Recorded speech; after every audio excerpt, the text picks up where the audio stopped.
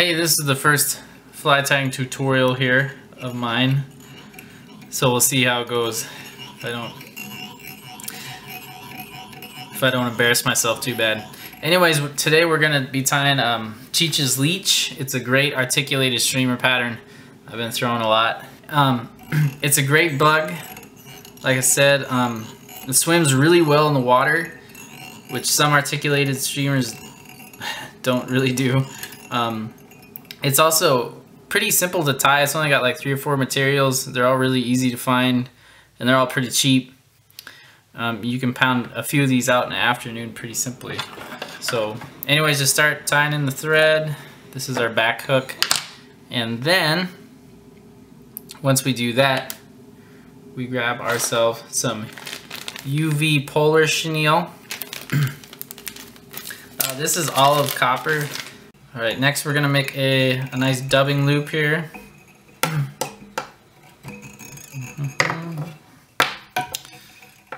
And then you get some Simi Seal dubbing.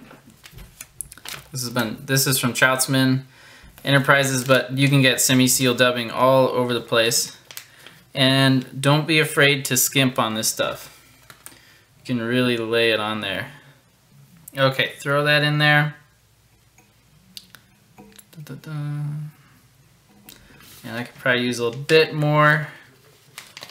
Again, we want this body to be super shaggy and buggy and just nasty looking. So ugly is great. That's another good thing about this fly, is that actually the worse you tie it, the better it kind of works, because you want lots of movement, you want lots of action. So you don't have to be perfect. It's not like we're tying like a Betis cripple or something. So, and you don't want it too tight, you know, just kind of enough to trap those fibers so they won't go anywhere. You know, if I was a smart man, I would have tied in my my polar chenille first, but I didn't. So I'm going to tie it in right now.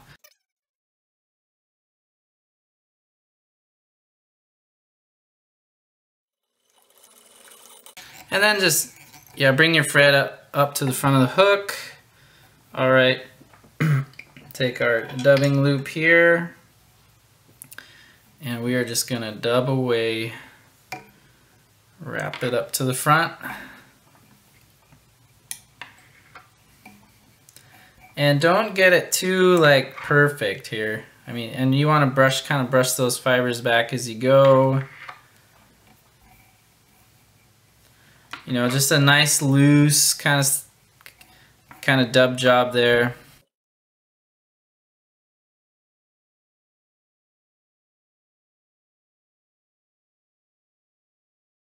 And then we'll just tie it off when we get close to the head. Be sure to leave, you know, don't crowd that eye. You can leave plenty of room up front there. Okay, so that's step 1. Step 2, we take our polar chenille here and wrap it on.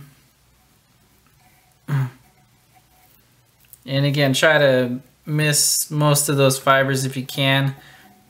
Not too many wraps of this, you know, polar chenille, like half dozen on this hook, which by the way, I'm using a size 6 hook. I think 3x long for the trailer. This fly should be like 4 or 5 inches long when you're done with it. I find that's a good size. It just, you know, proportionally it looks good, it swims good, and most importantly, the fish tend to like to eat it. So I put, for today I'm working with a 6 on the back hook and then a 4 on the front hook.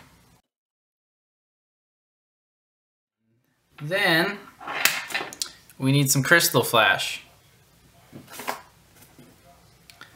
So just got your regular old olive crystal flash, and you can put in quite a few strands here, like 6 to 8 or more if you feel like it, of this stuff. Tie it on.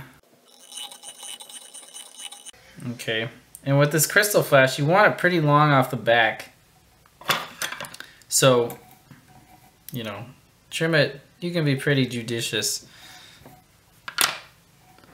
There we go. And then what you do is you take like some Velcro. Velcro is amazing for using as a dubbing brush. Is you just really go at it for a few minutes here, brushing those fibers backwards. And don't be shy, you can really go to town.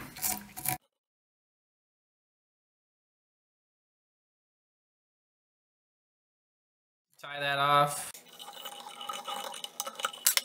Well, I'm using 3/0 thread, if I didn't say that before. And once you got that tied off, get some Zap-A-Gap.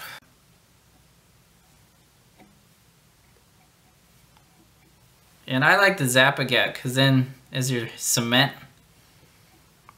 because then your fly will never ever come apart. I mean, you'll lose it way before your head comes apart. All right, so then the wire, slip it through there. All right, then the front hook, I'm using number 4 2x long hook, but you can use kind of whatever you want. All right, first thing I'm gonna do on this guy is put the eyes on. And what I do, I picked this up from watching some other guys put on eyes, is you make a little base for them, just taking some lead wire or non-lead wire, just wire, like 0.2 or 0.25, doesn't matter. We just want a little pedestal. And I mean, not many wraps. Sorry, that was weird, my video cut out, not sure why, but we're back. Anyways, I didn't get very far. So we're tying the eyes on, and you put the eyes on the bottom. Just your, you know, standard X-wrap thing here. X-wraps one way, X-wraps the other way. And for the eyes, these are plated lead eyes, 1/30th of an ounce. And that's the right weight to get this guy down in the water column, but when you start stripping it, it's not, you know, it swims pretty even, pretty level. The cool thing about this bug is that it's really easy to pick up and cast. It doesn't hold a lot of water. So you don't wear your arm out all day throwing it, which is nice. I just run this bug with like a really light sink tip. Something I've been using, those airflow poly leaders, real short, like 5 feet long ones. And they're fantastic because they're tapered, unlike a lot of sink tips, and so they cast really well. And then you can just tie on like a foot or two of a 2X fluoro, and that's my streamer setup for most of the time when I'm wade fishing. Again, Zap-A-Gap. You want to make sure these eyes, I mean, are just perfect. Straight up and down. You know, you don't want them off to the side at all, because that will really foul up how they ride, how your bug swims. All right, and the next step, take these orange beads here. I'm kind of similar like those Kelly Gallup plies. They have the beads. He uses red. For this pattern, the guy who created it, he liked these orange beads, so that's what we're doing. But you could probably use red and it wouldn't make a world of difference. I mean, I'm sure the fish don't care. Back to where that barb comes up. And then, okay, for the articulation, the thing is, you want that back fly to swim, but you don't want it all loosey-goosey, floppy. And you can kind of tell where that point is. You also want it right and even. If you get it too tight, you know, your trailer fly will be kind of up in the air. If you get it too loose, it really gets floppy and sloppy. So what you can do, just put a few wraps on that wire. Make sure your wire's on the top of the hook. Again, so it doesn't swim like crooked and stuff. Just a couple wraps. And then you can adjust it by pulling. I got a couple too many wraps. You can pull on the wire or pull on the back part until you get it where you want it. And again, that rear part of the fly should be able to kind of swim really nicely. The beads shouldn't impede it from moving. But then again, you don't want it too loose back there either. So when you think it looks good, feels good, then you just start wrapping forward.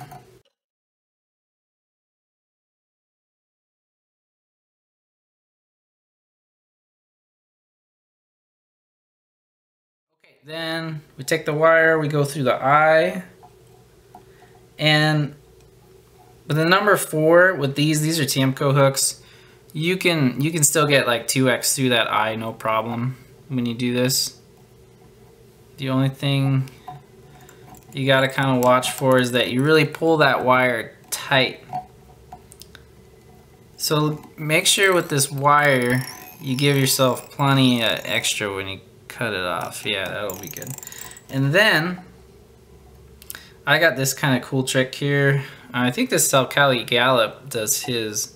Takes the wire and goes by the eyes, like so,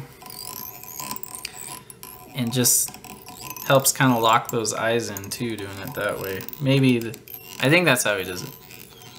I need to watch those videos of him tie flies again. So after you get past the eyes, cut that wire off. Use your old crummy scissors, not your nice, good Dr. Slick scissors. I learned that the hard way. So, cool. And then we're ready to tie all the stuff onto the front half and finish up. Alright, so just repeat the steps that you did earlier. First off, I'm going to tie in my polar chenille instead of weight like I did last time, because that wasn't very smart. And then again, you make a dubbing loop.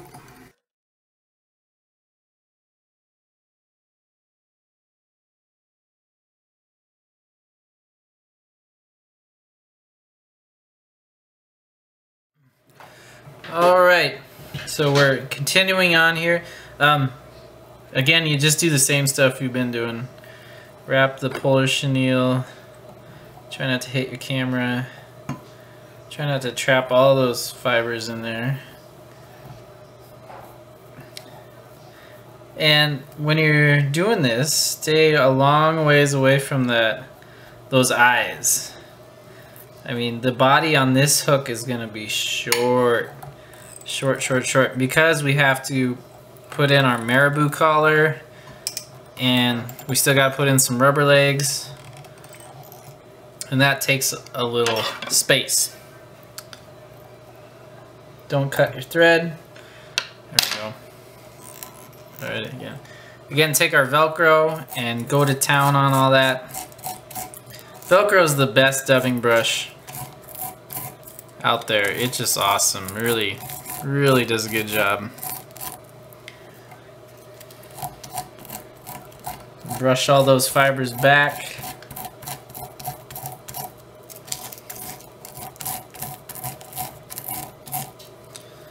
There we go. So it's nice and buggy looking. Rubber legs. Just our Sili Legs olive. Take a couple of these guys. So, and there's 4 on each side. Lots of rubber legs here. But you can certainly cut down on that. I mean, whatever your preference is. But I like this fly to have a lot of action, so.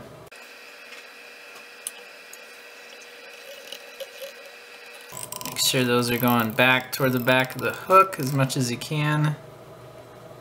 There you go. And with your rubber legs, you want them, when you trim them, you basically want to trim them about to where the hook point is on the trailer hook. I find that's a good rule of thumb. So just pull them all up here and give them a nice haircut. There we go. So that'll give us all that nice action. Okay, marabou collar.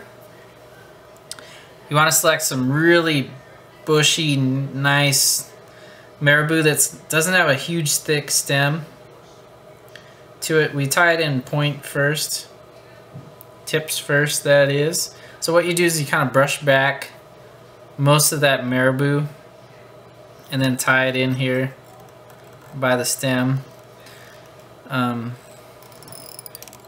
Don't go right up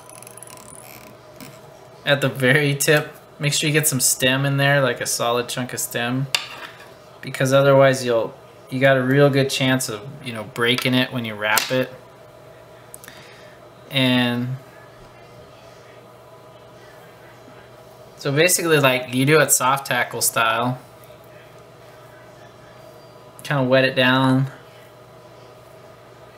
and then wrap and push those fibers back toward the back of the hook.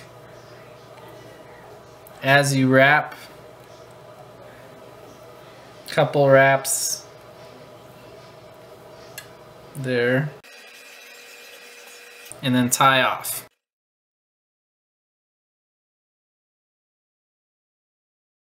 And then we do it again. More marabou. 2 or 3 plumes, generally what you want for this fly, because, I mean, what happens is that you tie it with 1 or 2 plumes and you think it looks pretty awesome, and then, as we all know, marabou tends to really shrink down in the water and it kind of breaks down when you fish it a lot. These are big plumes, so I could probably get away with using just 2.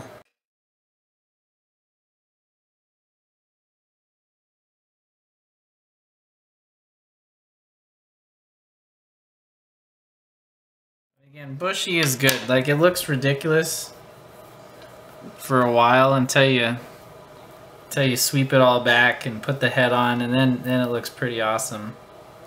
So don't be afraid to go heavy on the marabou. You won't hurt anything. I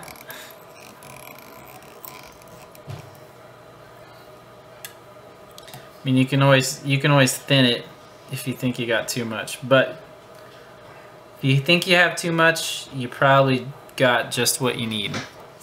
Because you get it wet, you fish it for, you know, a couple hours, and you don't have as much marabou as you thought you did when you started. Okay, so the last thing we got to do is make 1 more dubbing loop.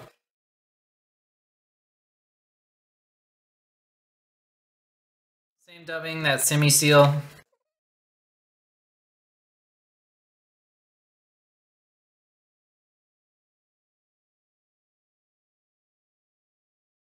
X wraps around the eyes. Let me get my thread out of there. That would be the smart thing.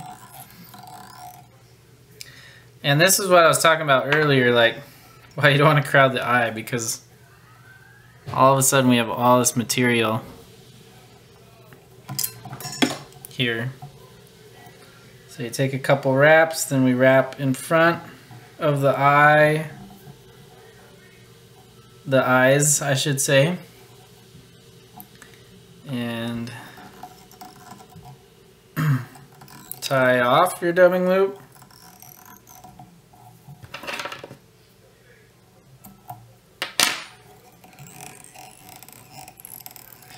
And I'm just going to put a little touch more on there.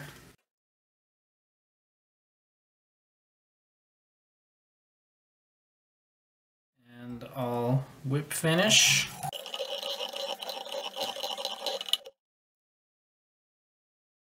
Take my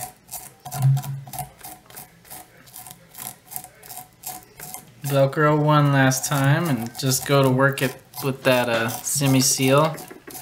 Really tease it out.